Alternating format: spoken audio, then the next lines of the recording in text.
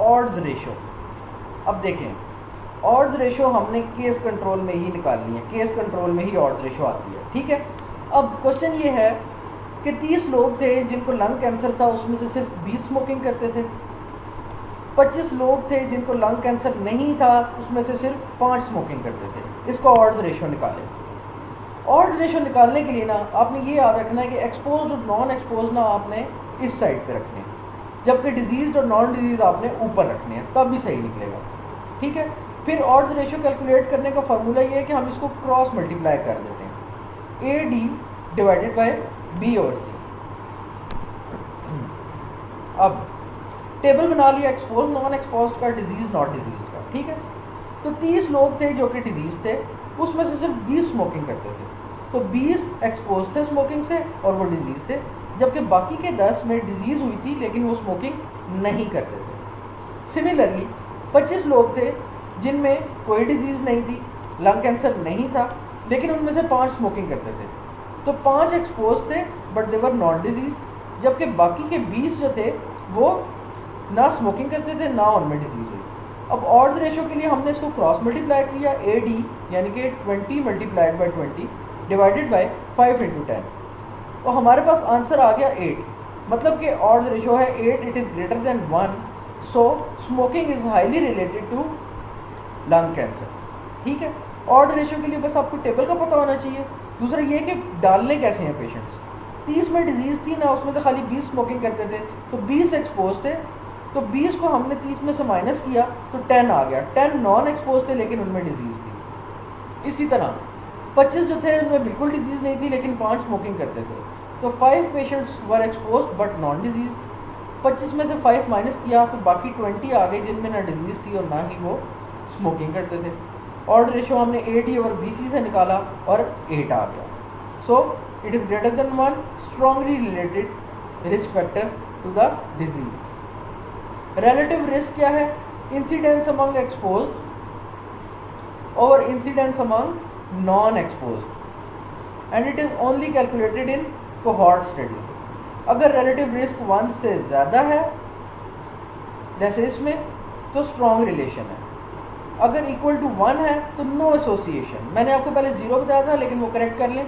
अगर relative risk is equal to 1 है तो no association between exposure and disease, और अगर 1 से कम है तो ये प्रोटेक्टिव फैक्टर है। ठीक हो गया?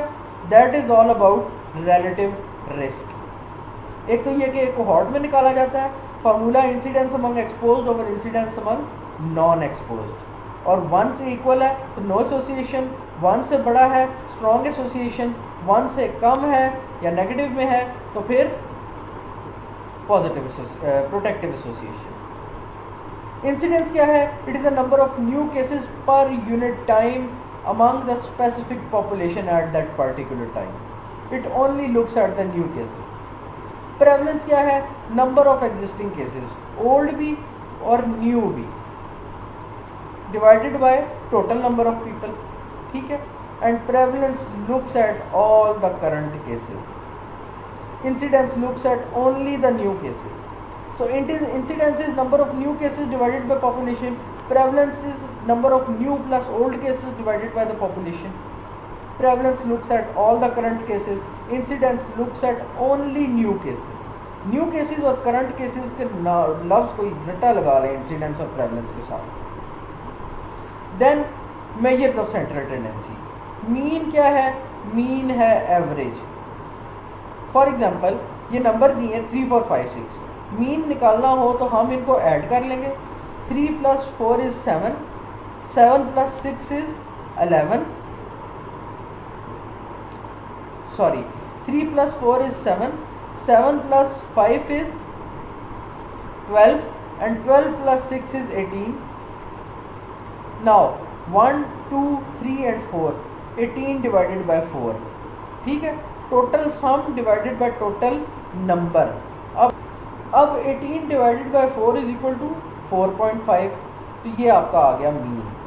पहले जो वैल्यूज दी हुई उनको ऐड कर लेंगे और फिर जितना उनका नंबर होगा 1, 2, 3, 4 उससे डिवाइड कर लेंगे, वो मीन आ जाएगा। मीन क्या है?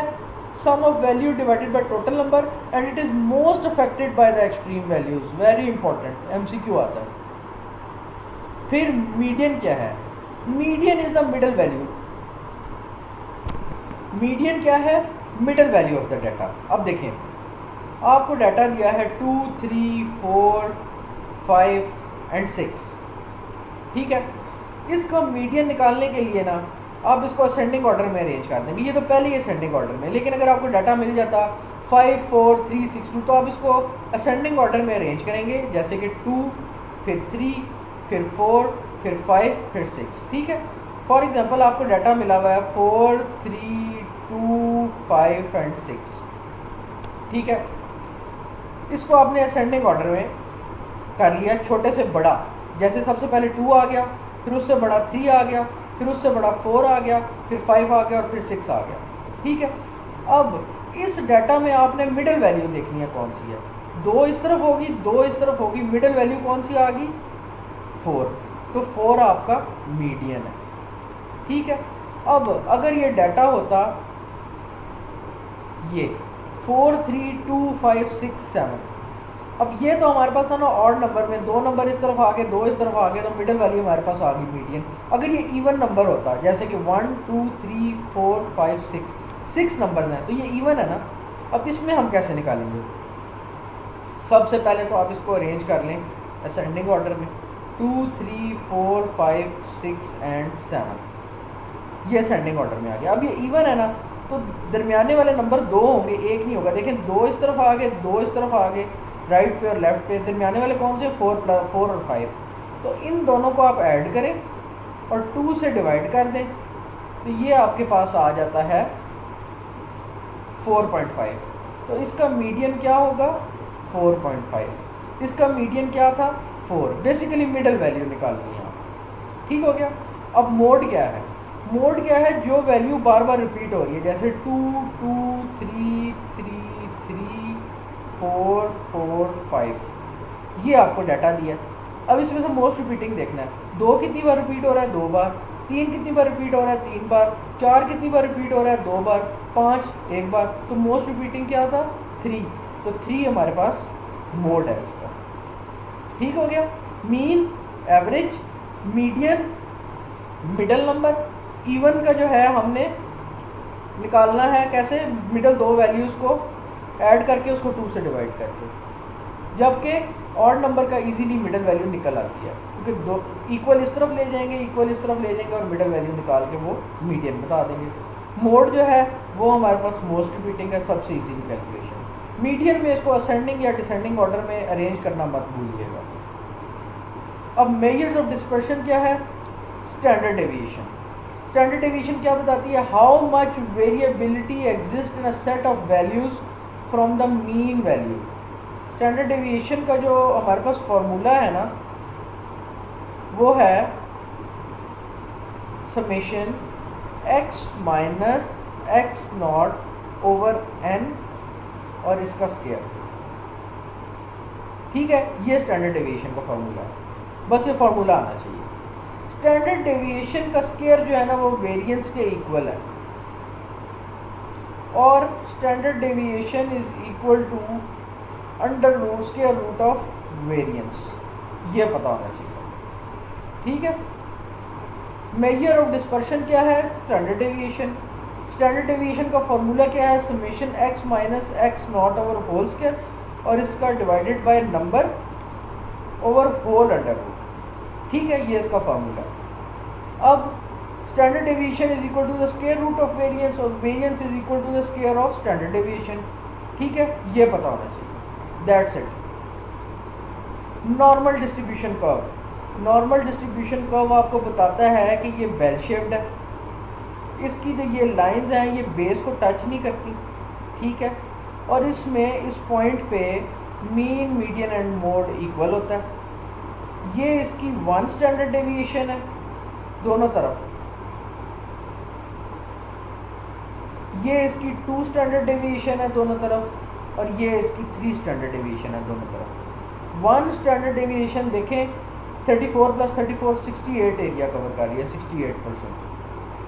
टू स्टैंडर्ड डेविएशन देके 68 में 13.5 ऐड कर लेंगे ना तो ये 95% एरिया कवर कर रही है। और 3 स्टैंडर्ड डेविएशन देके 2.35 और 2.35 ऐड कर लेंगे ना तो ये हमारे पास 3 स्टैंडर्ड डेविएशन 99.7% एरिया कवर कर रही है। तो 1 स्टैंडर्ड डेविएशन कितना एरिया कवर कर रही है 68%, 2 स्टैंडर्ड डेविएशन कितना एरिया कवर कर रही है 95% एंड 3 स्टैंडर्ड डेविएशन कितना एरिया कवर कर रही है 99.7%। ठीक है, नॉर्मल डिस्ट्रीब्यूशन कर्व में मीन, मीडियन और मोड इक्वल होते हैं। नॉर्मल डिस्ट्रीब्यूशन कर्व अपनी बेस को टच नहीं करता। नॉर्मल डिस्ट्रीब्यूशन कर्व को हम बेल शेप्ड कर्व भी कहते हैं, गॉसियन कर्व भी कहते हैं। ठीक हो गया। अब अगर ये पॉजिटिव स्क्यूड कर्व होगा ना तो इसमें मीन सबसे बड़ा होगा, मोड सबसे छोटा होगा और मीडियन दरमियान में आएगा। ये पॉजिटिव स्क्यूड है जिसमें मीन मीडियन मोड तो आपको याद है ना, तो इसमें यूँ कर लें, मीन सबसे बड़ा, उससे छोटा मोड और सबसे छोटा, उससे छोटा मीडियन और सबसे छोटा mode, mean median mode. Negative skewed में क्या होगा, मोड सबसे बड़ा हो जाएगा, उससे छोटा मीडियन हो जाएगा और सबसे छोटा मीन हो जाएगा। पॉजिटिव स्क्यूड का उल्टा हो जाएगा। तो ये आपको बस पता होना चाहिए। नॉर्मल डिस्ट्रीब्यूशन में मीन मीडियन मोड इक्वल है। पॉजिटिव स्क्यूड है अगर ये तो मीन सबसे बड़ा, उससे छोटा मीडियन, सबसे छोटा मोड। नेगेटिव स्क्यूड है तो मोड सबसे बड़ा, उससे छोटा मीडियन और सबसे छोटा मीन। मीडियन दोनों में दरमियान पे आ रहा है, तीनों में बल्कि दरमियान पे आ रहा है, ये पता होना चाहिए। ठीक हो गया। This is normal distribution curve. Chi square test के बारे में क्या पता होना चाहिए, it checks the differences between 2 और more percentages, not the mean values. T-test checks the differences between means of the two groups. ANOVA test जो है वो चेक करता है between means of 3 groups. बस इतना पता हो। Chi-square between 2 और more percentages को देख रहा है, differences को। T-test 2 means of groups को देख रहा है, means of groups. ANOVA test between 3 means of groups. ठीक है। Chi-square 2 percentages of group, T-test 2 means of group, ANOVA test 3 means of group. P-value is significant when it is less than 0.05. रट्टा लगा लें, it is very important. Bar bar MCQ आता है। ठीक हो गया। अब अल्फा एरर क्या है, जब नल हाइपोथेसिस ठीक थी लेकिन हमने उसको रिजेक्ट कर दिया। When we wrongly reject the null hypothesis, ठीक हाइपोथेसिस को अगर रिजेक्ट कर देंगे वो अल्फा एरर है, और गलत हाइपोथेसिस को एक्सेप्ट कर लेंगे तो वो बीटा एरर है। हाइपोथेसिस गलत थी लेकिन हमने उसको एक्सेप्ट कर लिया, that is beta error. Hypothesis ठीक थी लेकिन हमने उसको रिजेक्ट कर दिया, दैट इज़ अल्फा। ठीक है। तो rejection is alpha, RA, rejection is alpha and exception is beta. गलती से रिजेक्ट कर दिया तो अल्फा एरर, गलती से एक्सेप्ट कर लिया तो बीटा एरर। ठीक हो गया। Next is correlation. Correlation is represented by R। अगर वैल्यू 0 है तो नो कोरिलेशन है, अगर वैल्यू +1 है तो पॉजिटिव कोरिलेशन है, अगर वैल्यू -1 है तो नेगेटिव कोरिलेशन है। That's all. अब आ जाएं डाटा पे। डाटा क्या है, data is the collection of observation in a scientific way. Collection of observation in a scientific way, ये डेफिनेशन रटी हो आ जाती है MCQ में। Collection of observation in a scientific way. अब डाटा की क्या टाइप्स हैं, क्वालिटेटिव, क्वांटिटेटिव। नाम बता रहा है, क्वालिटेटिव मतलब इसमें नंबर नहीं होंगे, क्वांटिटेटिव मतलब ये नंबर्स की फॉर्म में होगा। ठीक है। अब जो क्वालिटेटिव डाटा है वो नॉमिनल है या ऑर्डिनल है। नॉमिनल में हम इसको 2 ग्रुप्स में डिवाइड करते हैं, जैसे मेल फीमेल, वाइट और ब्लैक। ऑर्डिनल में हम इसको 2 से ज़्यादा ग्रुप्स में डिवाइड कर रहे हैं, जैसे upper class, middle class, lower class. ये हो गया ऑर्डिनल डाटा।